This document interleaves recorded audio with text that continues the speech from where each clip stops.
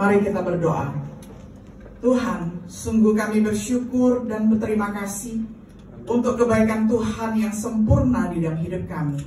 Kami bersyukur Tuhan sudah memeliharakan kami sepanjang hidup kami sampai pada detik ini. Dan kiranya setiap diri kami terus bertumbuh semakin menyerupai Engkau. Oleh karena itu, ketika kami tiba saatnya kami mendengarkan firman Tuhan, kiranya Tuhan menolong kami, baik setiap diri kami yang mendengarkan maupun hamba-Mu yang dipercayakan untuk menyampaikan. Kiranya kami bukan hanya boleh menjadi pendengar saja, tetapi juga boleh menjadi pelaku firman yang ajaib, sehingga hidup kami memperkenankan Tuhan.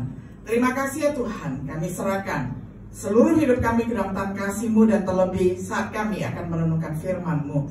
Di dalam nama Tuhan Yesus kami bersyukur dan berdoa. Amin. Silakan duduk kembali.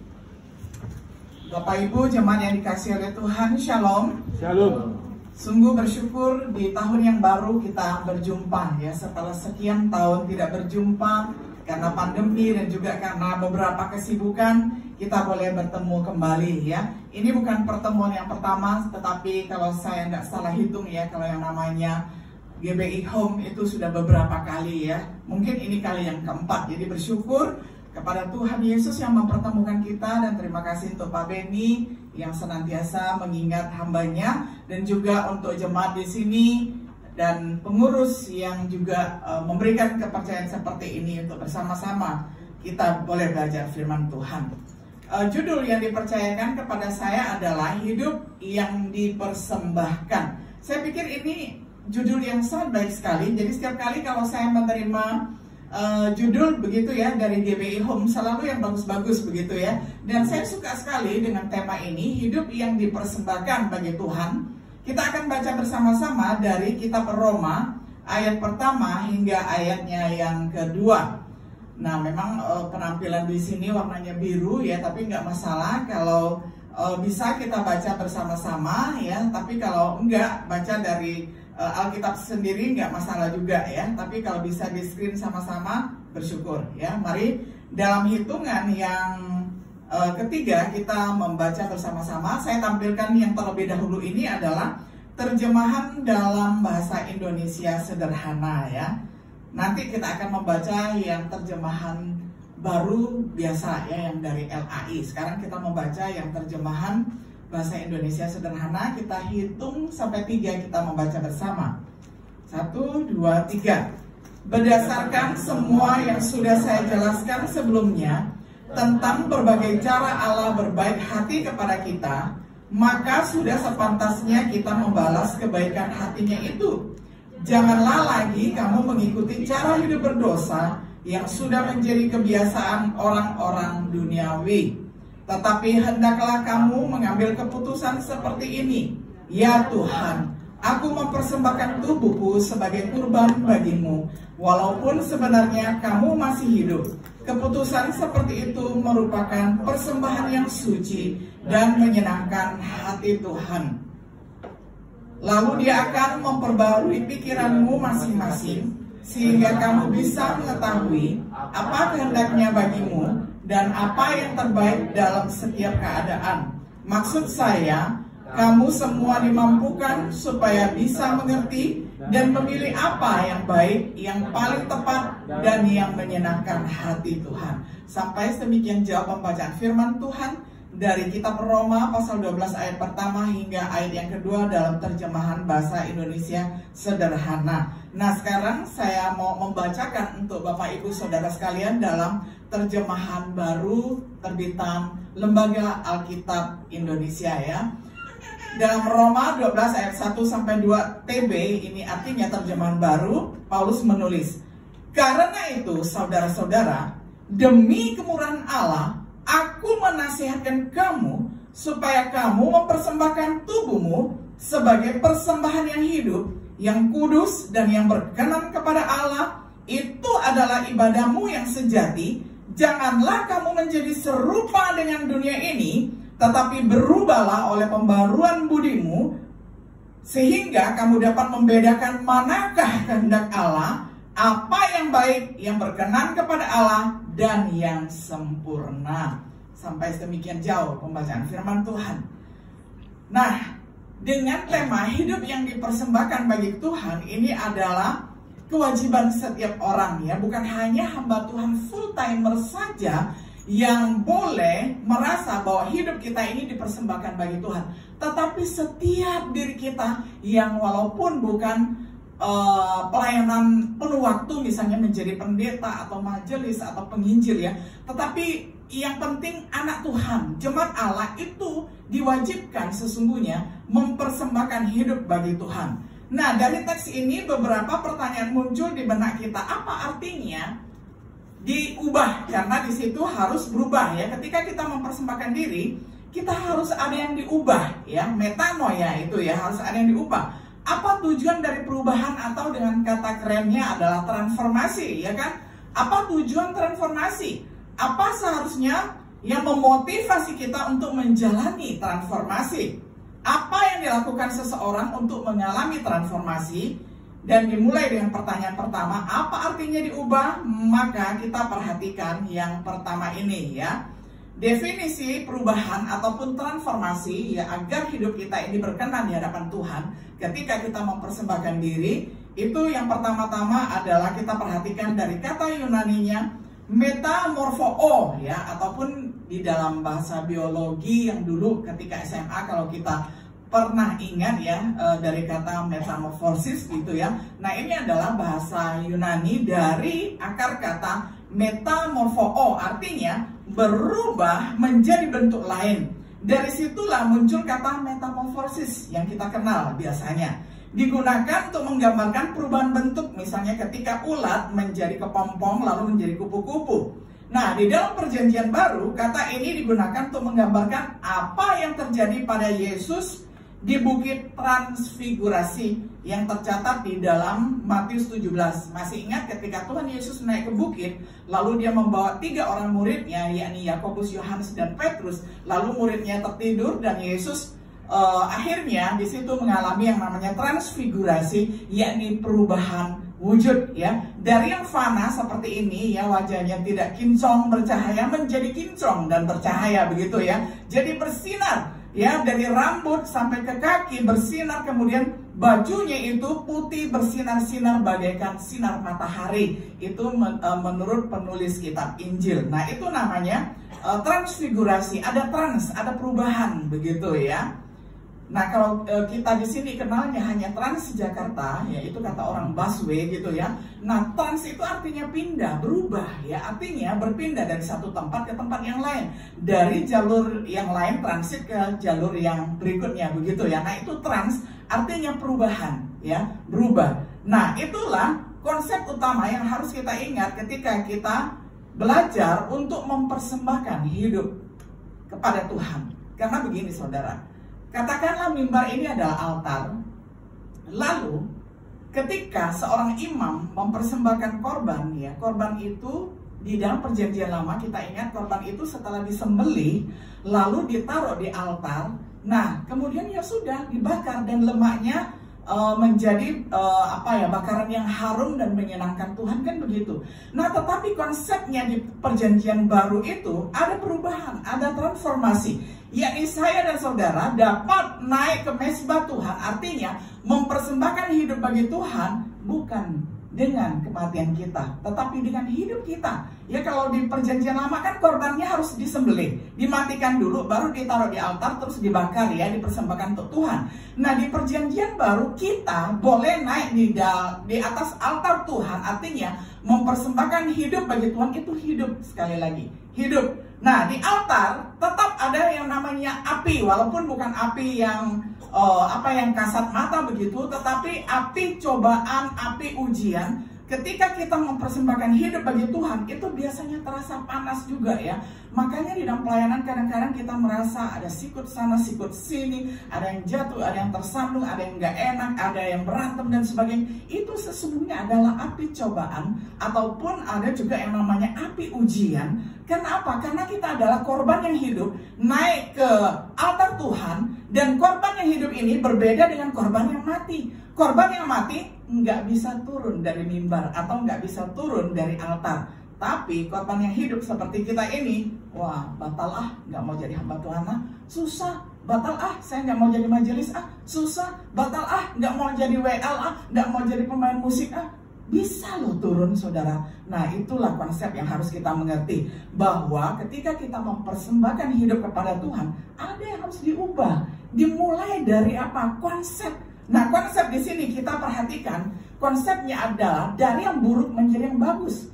Dari yang ulat menjadi kepompong, menjadi kupu-kupu akhirnya. Nah itu kan terjadi perubahan bentuk. Dari yang dulu karakternya nggak bagus menjadi bagus. Dari yang dulu nggak setia menjadi setia. Nah kan bagus. Nah inilah metamorfoo ataupun metamorfosis. Yang berikutnya kita perhatikan, bukan sesuatu yang kita lakukan dengan kekuatan kita sendiri. Maksudnya perubahan itu bukan kita lakukan dengan kekuatan kita sendiri, tapi ada faktor T di situ. T-nya adalah Theos, Tuhan, ya.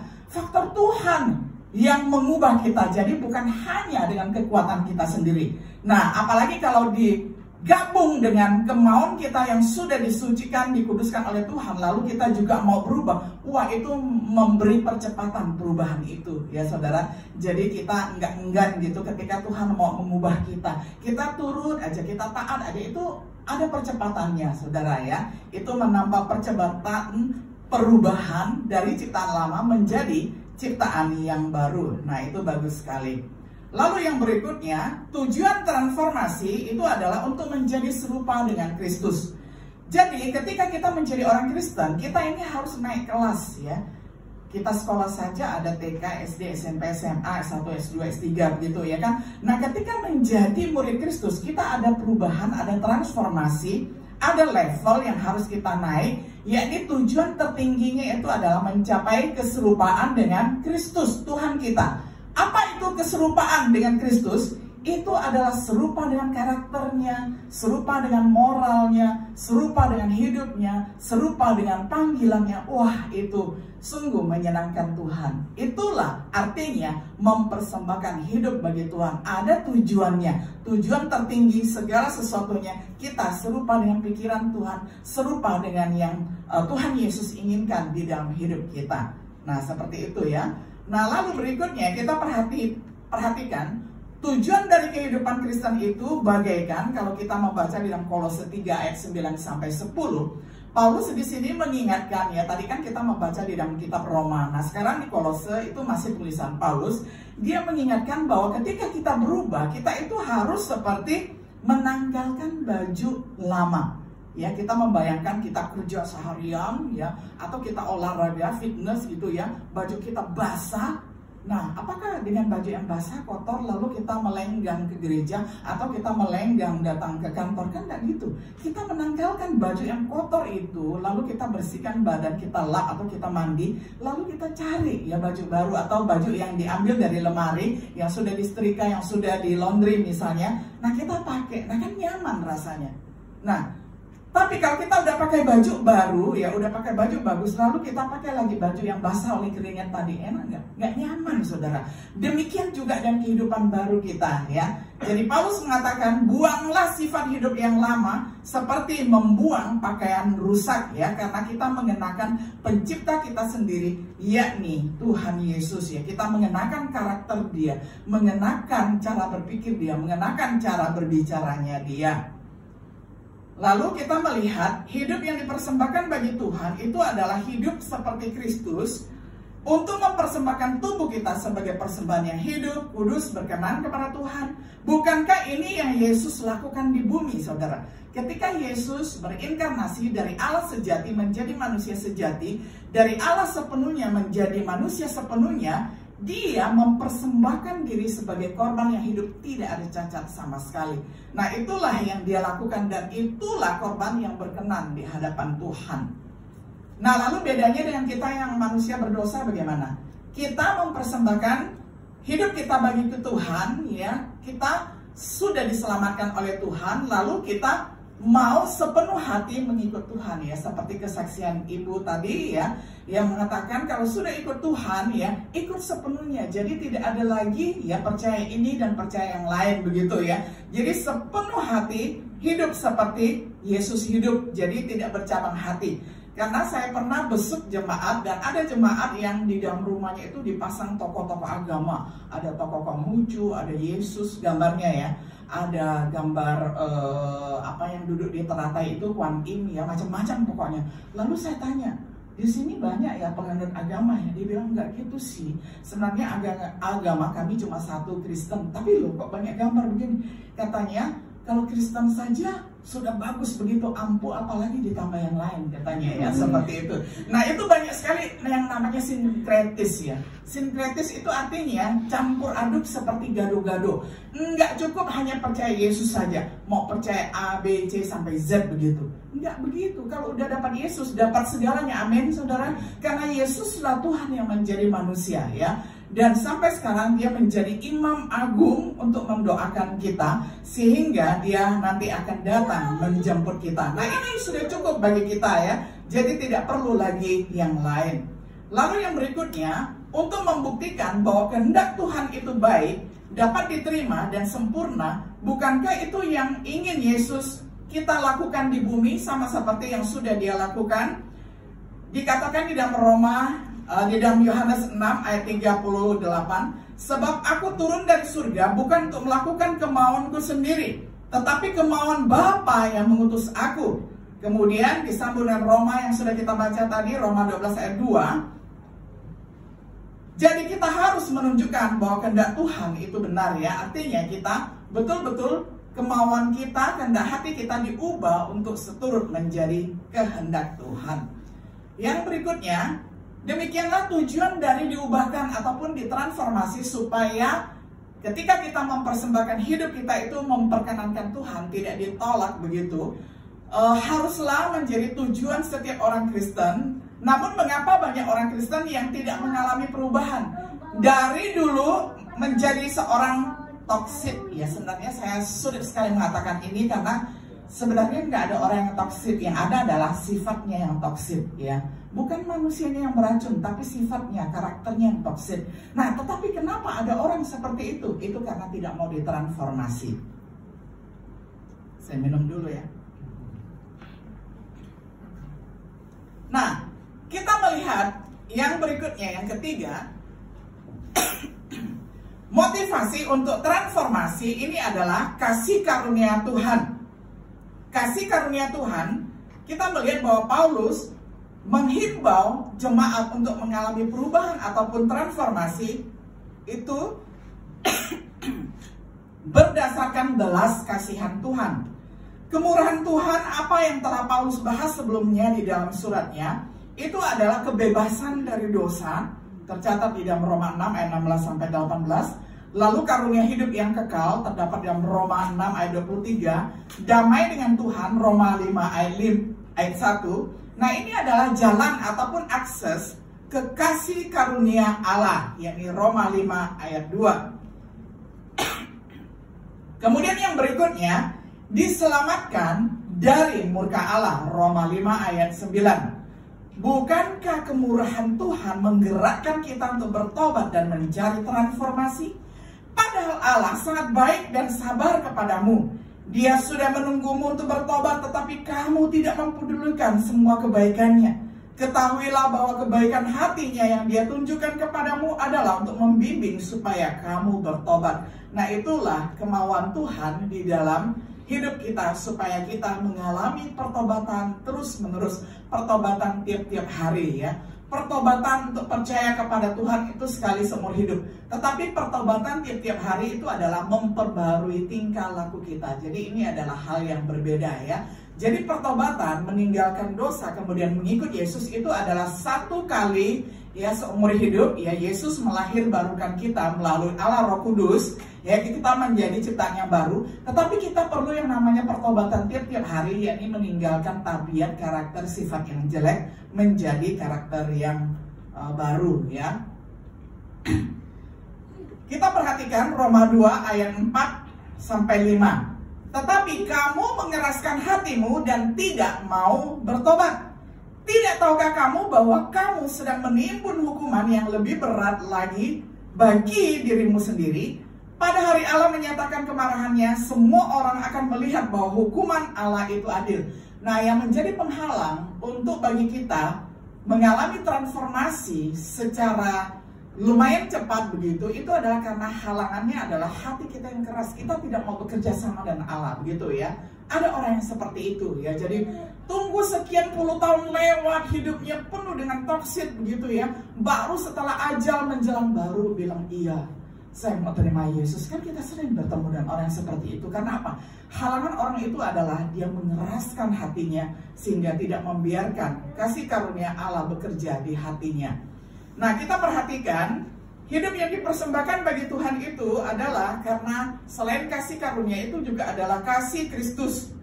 Di tempat lain, maksudnya di buku yang lain ataupun di kitab yang lain, Paulus mengungkapkan kekuatan motivasi dari kasih Kristus. Itu dapat kita baca di dalam 2 Korintus 5 ayat 14 sampai ayat 15. Kasih karunia seperti itu memotivasinya untuk hidup bagi Yesus. Nah, itu adalah contoh dirinya sendiri bagaimana Paulus rela meninggalkan dirinya yang mempunyai status sebagai apa? Orang Farisi. Dia juga pernah mengatakan di surat Filipi bahwa dia bangga dulunya sebagai seorang Israel sejati. Dilahirkan di suku Benyamin, kemudian disunat pada hari yang ke-8, dia daftarkan semuanya. Dan tidak ada cacat celah katanya sama sekali. Nah, tetapi setelah dia mendapatkan Kristus, dia menganggap bahwa apa yang dulunya ya dia bangga-banggakan, akhirnya sekarang dia buang bagaikan sampah. Karena apa? Dia sudah mendapatkan yang suci, sudah mendapatkan yang kudus, yang berharga, yang kekal, yakni Yesus dan panggilan hidupnya. Nah, itu adalah contoh pribadi Paulus sendiri. Nah, sekarang kita melihat yang berikutnya. Ini satu-satunya alternatif supaya ketika kita mempersembahkan diri, Tuhan mau terima, Tuhan berkenan, itu adalah kita diubah. Kalau kita tidak diubah, ya, kalau kita tidak mau ditransformasi, maka kita tidak bisa menjadi persembahan yang harum. Mungkin persembahan itu akan ditolak oleh Tuhan. Kalau kita ingin menjadi persembahan yang harum, kemudian diterima, diperkenan oleh Tuhan, haruslah kita diubah. Tidak serupa dengan dunia ini, melainkan serupa dengan Kristus.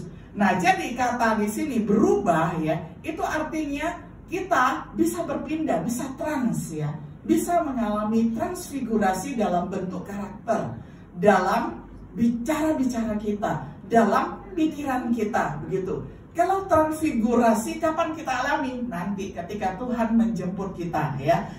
Tubuh kita akan diubahkan sama seperti tubuh Yesus Kristus yang dibangkit. Itu kita juga akan mengalami yang namanya transfigurasi. Kalau sekarang kita yang ingin bahwa persembahan hidup kita ini diterima oleh Tuhan, kita mengalami trans sifat dulu, trans niat dulu, trans pikiran dulu ya, trans apapun itu ya, dari yang buruk menjadi yang baik ya. Kalau transfigur belakangan ketika Tuhan datang menjemput kita figurnya, tubuh kita akan mulia seperti tubuh Kristus ya. Dan itu pasti kita nantikan ya. Karena apa? Karena nggak capek, nggak usang ya, nggak perlu makan juga nggak apa-apa. Tapi kalau mau makan bisa. Nah, itu kan tubuh kebangkitan yang luar biasa, seperti ya tubuh kebangkitan Kristus ya. Indah sekali.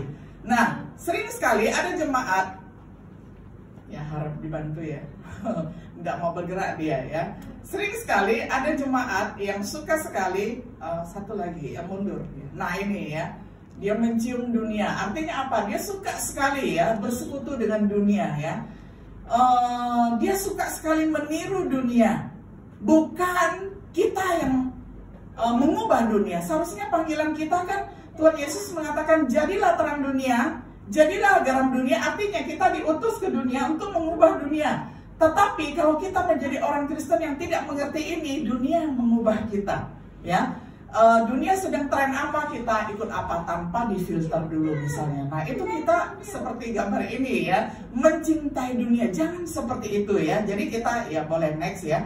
Kita harus menjadi orang Kristen yang bukan duniawi, bukan orang Kristen yang hanya namanya Kristen saja, tetapi misalnya kehidupannya masih persis kehidupan orang duniawi. Nah, itu namanya Kristen KTP ataupun Kristen operasi plastik begitu ya. Karena apa? Karena namanya tercetak dengan sangat bagus sebagai Kristen sejati begitu, tetapi kehidupannya sebaliknya, Kristen duniawi ya. Nah, ini sangat sulit untuk diubahkan, sangat sulit mengalami transformasi. Ya, harusnya adalah yang keempat, ya, ada gambarnya yang sangat bagus sekali, ya. Nah, ini gambar yang bagus sekali, gambar yang sudah sangat klasik. Coba Bapak Ibu Saudara perhatikan, ya. Ada satu kursi, itu namanya tahta, ya. Jadi tahta, ya, itu sebuah bangku. Lalu Kristen sejati itu gambarnya adalah Kristus yang duduk di situ, artinya yang mengatur hidup kita. S itu siapa? S itu adalah saya adalah egonya kita yang turun, ya. Nah, ini adalah gambar Kristen sejati. Kalau Kristen KTP, S-nya itu duduk di atas bangku, salibnya yang turun, ya. Itu Kristen duniawi, tapi Kristen sejati gambarnya seperti ini. Mari kita memeriksa hati kita, ya. Siapa yang kontrol hidup kita?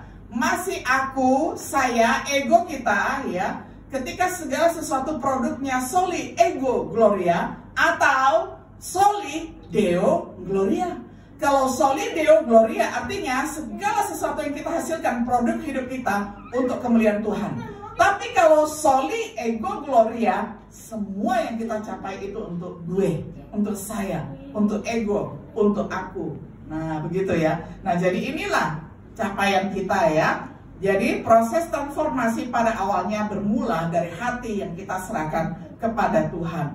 Kemudian kalau kita lihat yang berikutnya, pasti sudah sebagian kita jalani, sebagian belum dibaptis misalnya. Kalau yang sudah dibaptis, puji Tuhan, itu adalah secara simbol bagaimana kita berpindah dari kematian menuju kepada kehidupan, ya kan? Ketika kita diselam misalnya, itu artinya kita mati bersama Kristus. Waktu keluar dari air, artinya kita hidup baru di dalam Kristus. Nah, dari situlah kita terus bertumbuh sampai pada hari ini. Nah, jadi pesan saya bagi jemaat yang misalnya belum dibaptis, ya, kenapa harus menunggu lama-lama, ya? Apa yang sangat sayang untuk dilepaskan? Ikutlah kelas katekisasi, ikutlah pelajaran Alkitab, lalu minta dibaptiskan supaya dari situ kita betul-betul, ya, menjalani persembahan hidup. Jangan berlama-lama, karena proses lama itu biasanya karena kekerasan hati kita itu tadi, tidak mau bekerja sama dengan Tuhan. Nah, anjuran saya adalah setiap kali ketika firman Tuhan berbicara kepada kita seperti ini, biarlah kita melembutkan hati kita untuk diubahkan oleh Tuhan. Itu adalah jalan yang terbaik untuk cepat mencapai keserupaan dengan Tuhan. Nah, karena dari fase itulah kita mengalami yang namanya pembaruan Roh Kudus. Bisa dibaca di dalam Titus 3 ayat 5. Di situ setiap orang diselamatkan oleh kasih karunia Tuhan, melibatkan pembaruan kelahiran kembali dan pembaruan Roh Kudus. Karena dari sana kita bangkit untuk berjalan di dalam kehidupan yang baru, ya. Nah, ini surat-surat yang ditulis oleh Rasul Paulus ini sangat jelas sekali menuntun kita meninggalkan hidup lama dan menuju kepada hidup yang baru. Nah, saya suka sekali melihat slide ini, ya, karena animasinya itu Yesus meneteskan darah begitu. Saudara, setiap tetesan darah Yesus itu tidak ada satupun yang tercurah dengan percuma. Itu semua ada hitung-hitungannya, ya. Artinya tidak sia-sia dia mencurahkan darah. Dia menebus semua orang yang percaya kepadanya, sehingga yang percaya kepadanya kalau lama-lama, ya, mengeraskan hati dan tidak mau diubahkan, itu sayang sekali. Karena apa? Karena darah Yesus terlalu mahal, ya, sangat mahal. Ketika dia sudah menebus kita, yang dia inginkan adalah bahwa kita ditransformasi, kita diubah serupa dengan hidupnya. Nah, sehingga itu adalah capaian tertinggi, level tertinggi orang Kristen. Nah, sekarang mari kita melihat, ya, pembaruan itu sekali lagi metanoia, dimulai dari hati, ya, satu paket dengan pikiran, ya, hati satu paket dengan pikiran, dimulai dari metanoia, pembaruan hati, pembaruan pikiran. Nah, kalau sudah diubah pembaruan pikiran dan pembaruan hati ini, maka kita mungkin akan menjadi orang yang levelnya itu adalah seperti ketika Ayub kehilangan 10 anak tetapi tidak mencaci maki Tuhan. Ketika dia gatal-gatal karena borok, dia tidak marah kepada Tuhan. Ketika istrinya bilang, Ayub kamu mati aja, dia juga tidak marah kepada Tuhan. Itulah level tertinggi kalau saya lihat. Karena apa? Karena dia mengatakan, dengan telanjang aku lahir, dengan telanjang pula aku akan kembali kepada Tuhan. Nah, itu statement yang mengatakan bahwa orang itu sudah mencapai level ya serupa dengan Kristus. Nah, lalu di dalam sejarah gereja ada nggak? Ada. Misalnya siapa? Ya bisa saja misalnya Bunda Teresa bisa, atau Pak Fransiskus Xaverius. Oh, mereka kan Katolik. Oh, bisa saja. Yang penting hidupnya itu tertuju kepada Kristus, mereka mengikuti firman Tuhan, bisa saja. Enggak ya, jadi bukan agama yang menyelamatkan. Yang menyelamatkan, yang mengubahkan itu adalah hubungan kita dengan Kristus ya. Nah, saya mau cerita tentang kisah Fransiskus ya, dari Assisi. Bukan Fransiskus Xaverius, karena beda. Banyak Fransiskus di dalam sejarah gereja, tapi yang saya mau cerita adalah Fransiskus dari Assisi. Dia terkenal orang yang level bersyukurnya itu tinggi sekali, sudah hampir serupa dengan Kristus. Jadi orang menunggu-nunggu dia tersandung gitu ya, biasalah ya, pohon yang tinggi kan diterpa oleh badai yang kuat ya. Nah, satu hari ketika dia pergi pelayanan, dia dirampok, dia diludah, dia diinjek-injek, dia hampir mati ya. Nah, setelah dia diselamatkan orang dan dibawa masuk ke dalam rumah sakit, lalu dia udah siuman, udah sadar, dia diwawancarai. Pak Fransiskus yang selalu berdoa dan yang selalu bersyukur kepada Tuhan, sekarang setelah kamu dirampas, setelah kamu dirampok, setelah kamu diludahin, setelah kamu diinjek-injek, kamu masih tetap bersyukur nggak?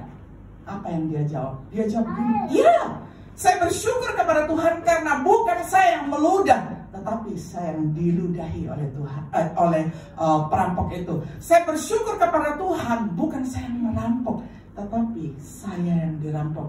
Saya bersyukur kepada Tuhan karena bukan nyawa saya yang dirampok, tetapi harta-harta saya yang dirampok. Lihat, dalam keadaan yang sesulit ini dia tetap dapat menemukan rasa syukur. Itu adalah ciri-ciri, tanda-tanda orang levelnya itu tinggi sekali. Level rohani, level kesalehan itu sudah level universal ya. Seperti Daniel dan kawan-kawan ya. Daniel waktu itu tidak dimasukkan ke dalam dapur api kan, tetapi yang masuk itu adalah SMA ya kan, Sadrak, Mesak dan Abednego ya kan. Daniel sih di cerita yang lain masuk ke gua singa ya, dalam peristiwa yang lain begitu. Nah, waktu si SMA ini terancam masuk ke dapur api dengan 7 kali pemanasan itu, mereka tetap mengatakan begini, Raja, sekalipun saya harus mati di dalam dapur api, sekali-sekali lutut saya ini tidak akan bertekuk lutut di hadapanmu. Nah, itu ciri-ciri ya, orang yang levelnya itu rohaninya sudah level universal, serupa dengan Yesus. Nah, untuk mencapai itu diawali oleh pembaruan pikiran, pembaruan hati kita, pembaruan budi kita, sehingga akhirnya seperti ini.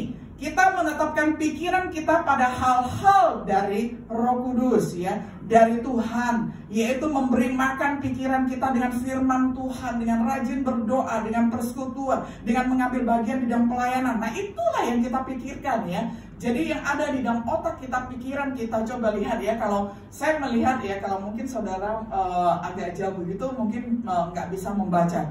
Kalau saya di sini, karena saya bisa membaca dari dekat, di situ, wow, di situ ada pikiran toleransi, di situ ada pikiran pemberani, di situ ada pikiran macam-macam ya, gentle ya, kemudian ada pikiran wonderful, kemudian banyak sekali pikiran yang baik-baik, yang tulus ya, semua ada di situ, semua yang tulus, yang baik, pikirkanlah itu ya. Nah, jadi kita akhirnya memiliki pikiran Kristus. Nah, inilah yang Tuhan inginkan di dalam hidup kita ketika kita mempersembahkan diri supaya kita tidak ditolak, tetapi supaya diterima oleh Tuhan. Nah, proses transformasinya sangat sederhana. Tetapkan pikiran kita pada hal-hal ataupun perkara-perkara di atas perkara Tuhan untuk dipikirkan. Misalnya merenungkan firman Tuhan, jaga pikiran kita di dalam komunikasi dengan Tuhan, melibatkan pikiran kita dalam ibadah ya. Jadi ketika kita beribadah, maksudnya jangan melayang-layang pikiran kita. Setelah ini nanti menu makan siangnya kita ke mall sana, mall situ. Enggak begitu ya. Nah, di sini ketika Alkitab mengatakan merenungkan firman Tuhan itu siang dan malam, itu artinya mendigest ya. Dalam bahasa Inggrisnya itu digest. Kalau diterjemahkan ke bahasa Indonesia itu mencerna. Nah, saudara pernah nggak melihat begini? Sapi atau kerbau ketika makan rumput warnanya hijau gitu ya kan. Nah, jadi sapi ataupun kerbau ketika dia makan rumput, dia masukin banyak sekali ya ke dalam mulutnya, masuk begitu. Setelah rumput satu karung habis, dimasukin ke dalam mulutnya, tidak ada lagi rumput di palungan. Waktu dia santai, waktu dia lagi enjoy begitu ya, dia baring-baring atau dia setengah duduk, pokoknya sikapnya santai begitu. Nah, lalu dia ngunyah-ngunyah, itu artinya apa? Rumput yang tadinya dia masukin ke dalam perutnya, dia keluarin sampai ke tenggorokannya, lalu sampai ke mulutnya, dia kunyah kembali. Setelah kunyah halus, dia telan kembali. Itu yang namanya merenungkan firman Tuhan siang dan malam. Kata yang dipakai merenungkan firman Tuhan siang dan malam di dalam bahasa Inggrisnya itu adalah digest, mencerna ya. Apa yang kita telan firman Tuhan nih, persembahkanlah tubuhmu sebagai persembahan yang kudus berkenan kepada Tuhan. Mungkin satu kali kita dengar nggak ngerti, tapi kita rekam di otak kita rekam di hati kita. Terus kita renungkan lagi, itu namanya digest. Kita kunyah-kunyah lagi, setelah ngerti kita telan, terus hidup kita berubah. Nah, itu proses transformasi. Mudah kan? Mudah ya. Teorinya ya, prosesnya harus digest ya, harus mama biak ya. Jadi kita ini disarankan oleh penulis Alkitab harus merenungkan firman Tuhan siang dan malam, harus digest, harus memama biak ya. Memama biak, merenungkan firman Tuhan, dikunyah-kunyah sampai kita ngerti, dan itulah yang mengubah hidup kita. Nah, jadi pikiran kita kepada Kristus ya, misalnya pikirkan ya bagaimana melayani perjamuan kudus, bagaimana misalnya mengembangkan musik, bagaimana mengembangkan multimedia dan sebagainya, atau pokoknya apapun pelayanan yang Tuhan berikan di dalam kehidupan kita.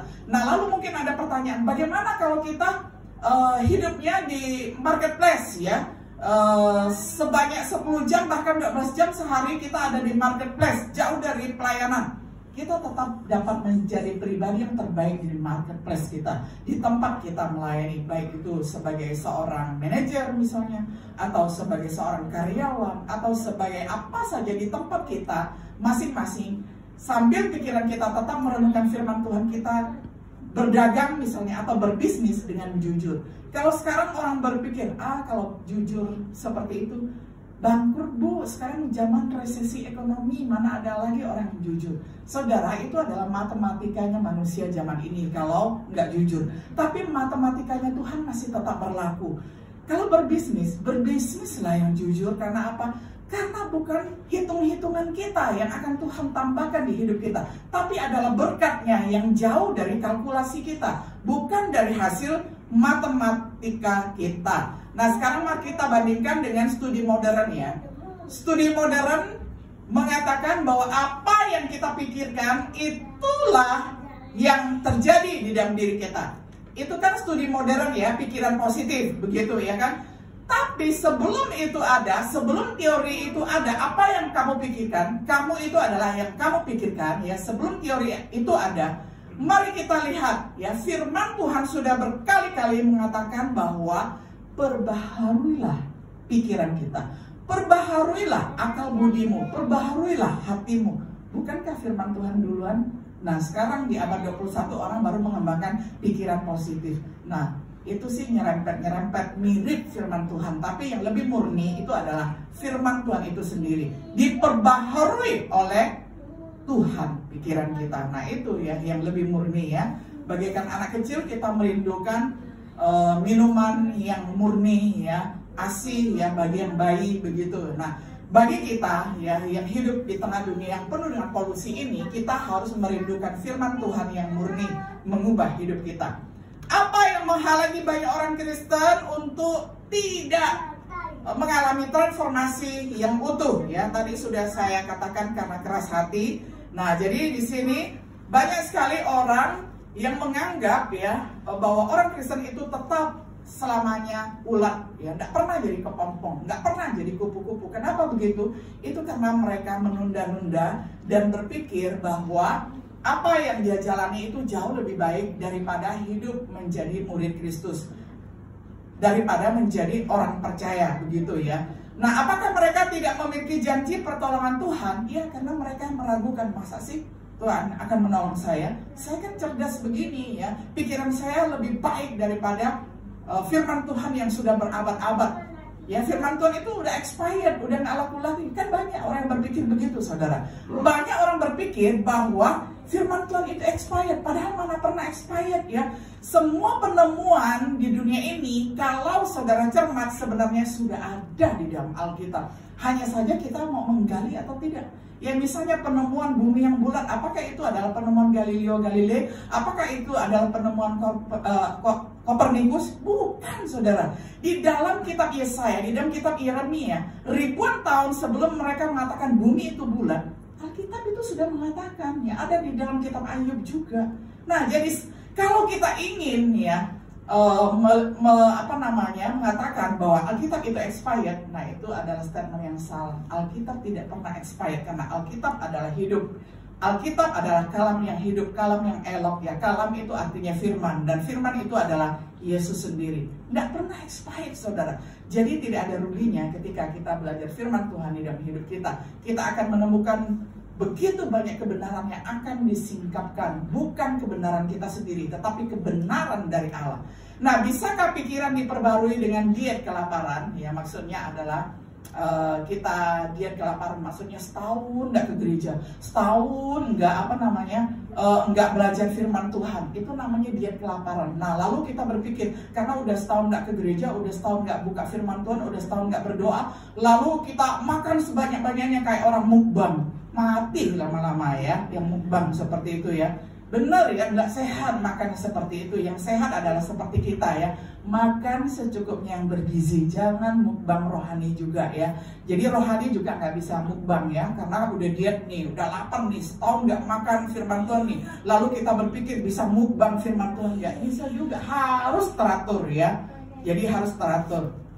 Lalu yang berikutnya, mereka adalah apa yang mereka pikirkan ya, itu orang duniawi sudah sedikit-sedikit mengadopsi ya isi Alkitab. Nah, kita sendiri yang punya Alkitab, apakah kita mau menjalankan? Bahwa ketika kita ingin mempersembahkan hidup bagi Tuhan, itu dimulai dari kita memberikan hidup kita, mengikuti proses transformasi ya, dengan membaca firman Tuhan dan kemudian dengan selalu belajar kehendak Tuhan. Nah, sebagai kesimpulan, kita telah dipanggil untuk berubah menjadi gambar Kristus. Kita memiliki semua motivasi yang kita butuhkan, rahmat Tuhan dan kasih Kristus. Kita memiliki kesempatan untuk memulai lagi dengan kelahiran kembali. Kita harus membiarkan pikiran kita diperbaharui dengan mengarahkan pada hal-hal yang di atas. Apakah kita tunduk pada operasi otak? Maksudnya brainwash di sini bukan miliknya Dokter Terawan ya, bukan. Tapi otak kita ini dibersihkan oleh firman ya, bukan dengan brainwash-nya Dokter Terawan itu ya. Tapi operasi otak di sini adalah kita membiarkan pikiran kita ini disucikan, dikuduskan oleh firman Tuhan, oleh tabib agung kita, sehingga Tuhan akan membuat kita ya makeover ya. Makeovernya itu lengkap sekali sehingga kita akan menjadi seperti yang Tuhan inginkan ya. Kalau dulu seperti ulat jelek sekali, nah Tuhan akan mengubah kita menjadi kupu-kupu yang cantik, kupu-kupu yang indah.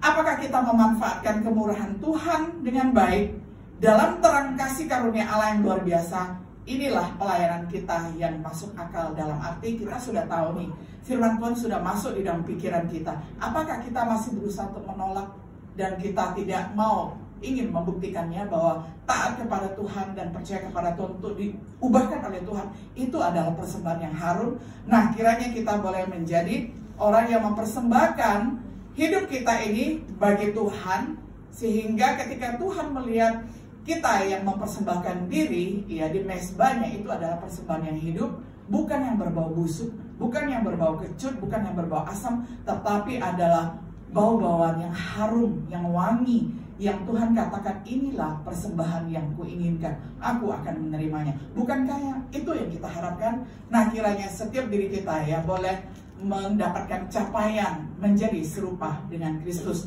dengan tekun ya bersekutu, dengan tekun berdoa, dengan tekun belajar firman Tuhan, dan niscaya hidup kita akan ditransformasi. Selamat mempersembahkan hidup bagi Tuhan. Mari kita berdoa.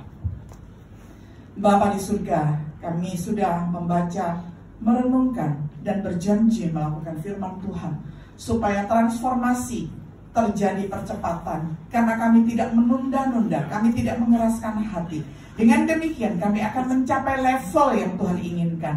Kami akan mencapai level yang Tuhan ingin kami capai, yang Tuhan sudah rancangkan di dalam hidup kami, supaya hidup kami ini boleh menjadi hidup yang indah di mata Tuhan, dan juga indah di mata sesama kami, dan bahkan indah di mata kami sendiri.